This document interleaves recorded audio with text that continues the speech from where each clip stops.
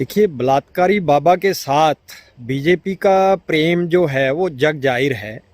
और लगातार जिस तरीके से राजनीतिक फ़ायदा लेने के लिए राजनीतिक दलों ने जो कुत्सित चालें चली राम रहीम के मामले में, अगर हम बात करें पर्टिकुलर, तो इन मामलों के ट्रायल के दौरान या इन्वेस्टिगेशन के दौरान सभी पार्टियों का, राजनीतिक पार्टियों का यही रवैया रहा।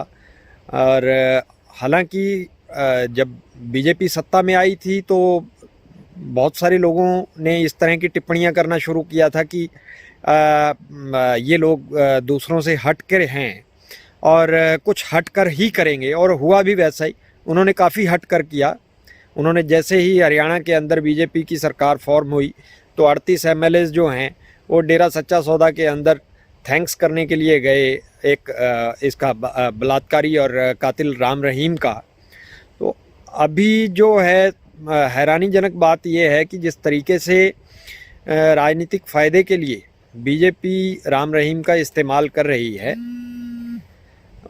और लगातार जिस तरीके से उसको पैरोल पर, फरलों पर बेनिफिट दिए जा रहे हैं, तो कहीं ना कहीं मैं ये कहूँ कि इस हमाम के अंदर सभी नंगे हैं।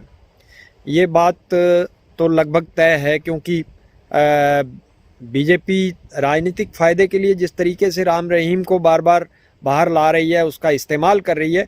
और हैरानीजनक बात यह है कि कोई भी राजनीतिक दल, विपक्षी दल जो है, इस मामले में सभी को सांप सूंघा हुआ है। किसी ने इस मामले पे कोई टिप्पणी नहीं की है। ये और भी चिंताजनक बात है, हैरानीजनक बात है कि सभी राजनीतिक पार्टियां इस मामले में, मतलब ये बात एक बिल्कुल क्लियर है कि इस मामले में सभी राजनीतिक पार्टियां जो हैं वो, उनका स्टैंड जो है वो क्लियर है।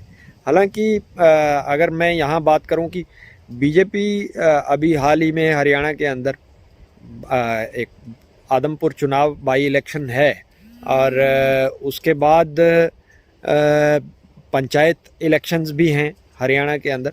तो बीजेपी को बिल्कुल अपना ये स्टैंड क्लियर करना चाहिए। चाहे और संगत है जो सफाई अभियान की बात है, जहां सारी प्रशासन फेल हो जाता है, वहां पे आपके आशीर्वाद से ये सारे जितने भी भाई बहन है, खासकर ग्रीननेस वेलफेयर के, ये हमेशा वहां मानवता की सेवा के अंदर खड़े मिलते हैं।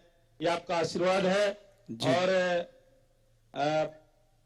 परमपिता मालिक से, अब आप खुद मालिक है, वो तो आप जानते हैं कि कब वर्चुअल की बजाय खुद फिजिकल आकर के आप दर्शन देने का काम जल्दी करें। ये जी बिल्कुल, ये तो उनकी रजा है। साध संगत की तरफ से आपके चरणों में बेनती करते हैं जी।